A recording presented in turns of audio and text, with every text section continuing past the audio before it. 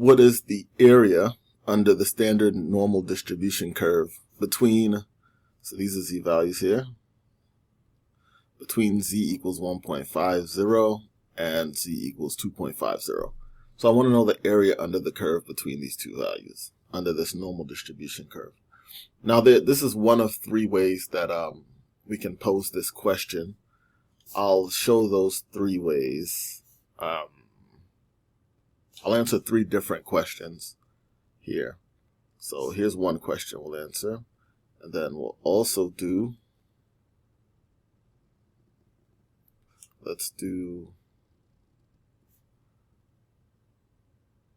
I'll just make something up, right?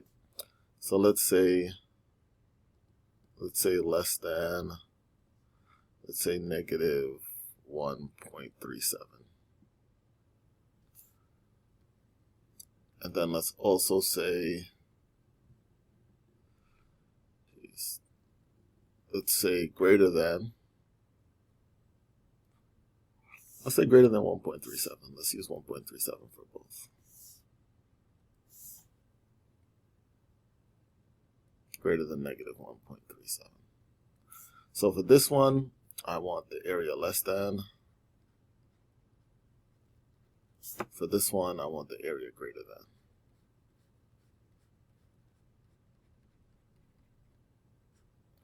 So these are kind of the three different ways this problem can be posed.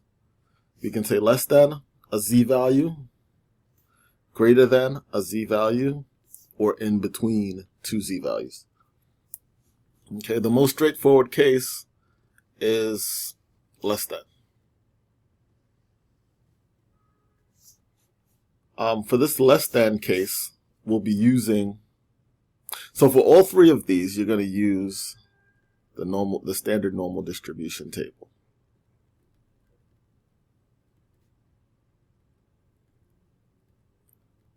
It's hard to write small on this. For all three of these problems, we're using the standard normal distribution table, which you'll see in your, let me see, here we are, on your formula sheet. If I scroll all the way down to table E, standard normal distribution.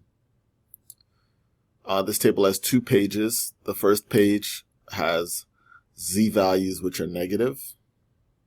The second page has z values which are positive.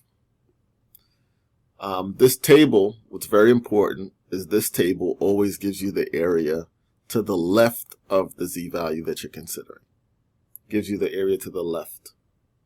Same with the positive z values, area to the left. That's why, let me go back. That's why this middle problem here, finding the area to the left of negative 1.37 will be the simplest one to do.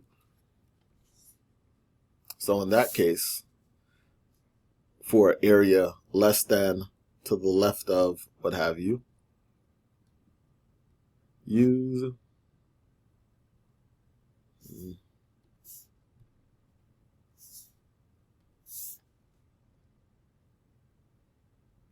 the value from the table.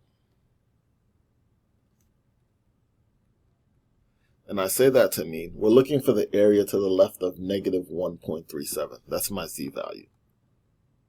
So if I go to my standard normal distribution table and I search for negative 1.37, we do that by first looking for, so here's negative 1.3. Negative 1.3, and then I go over to 0.07.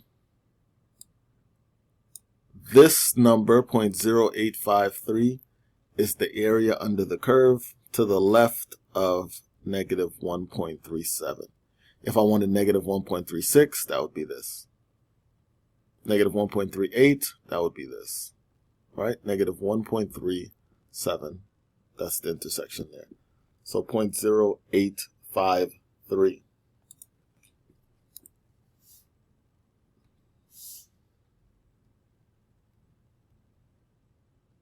And that's your answer for if you're asked for area to the left or less than. just take the value from the table. Now, if you ask for area to the right, use 1 minus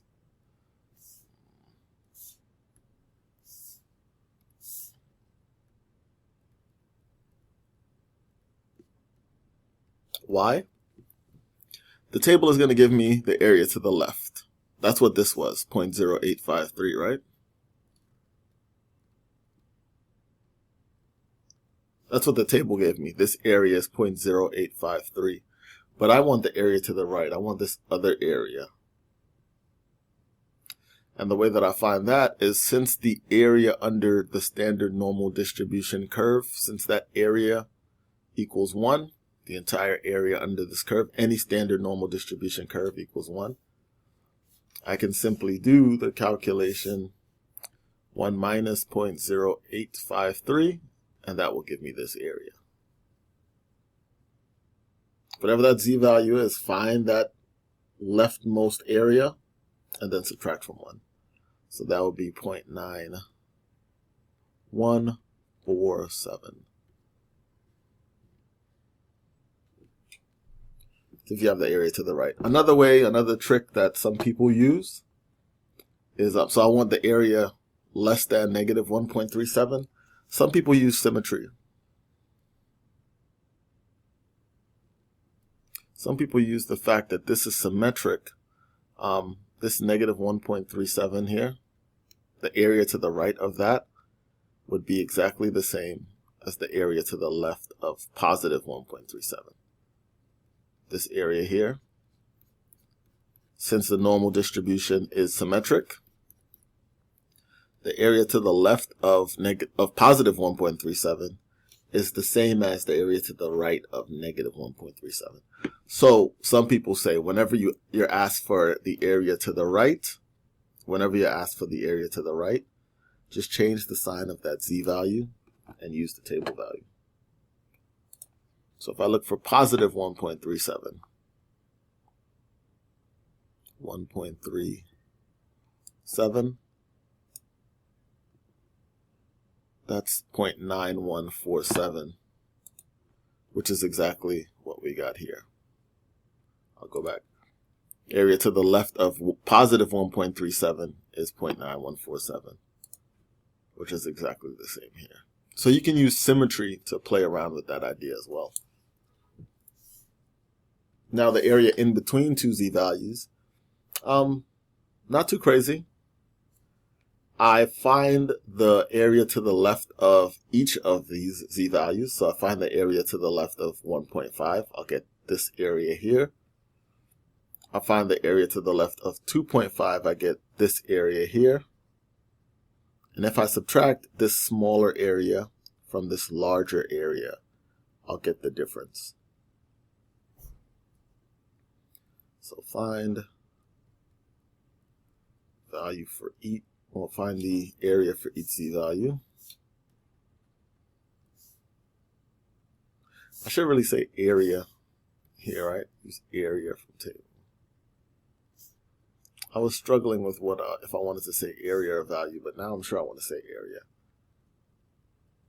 Find the area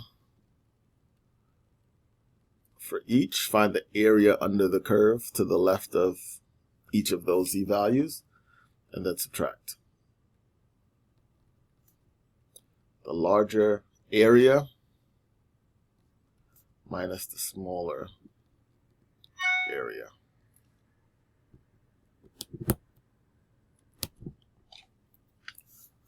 Okay. So I want 1.5, 2.5. Let's find each of those. So 2.5, you do the larger one first. 2.5 is just 2.50, right? That's 0.9938. So the larger area is 0.9938. That's the area to the left of 2.5. The area to the left of 1.50 is 0.9332.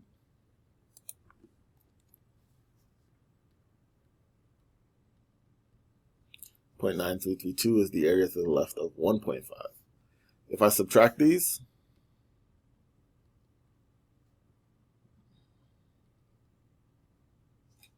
That's the area in between, the area under the curve between these two values.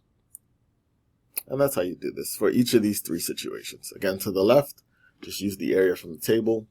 The right, 1 minus the area from the table, or use this cute little approach. Between, find the area under the curve from each of those two values and subtract them.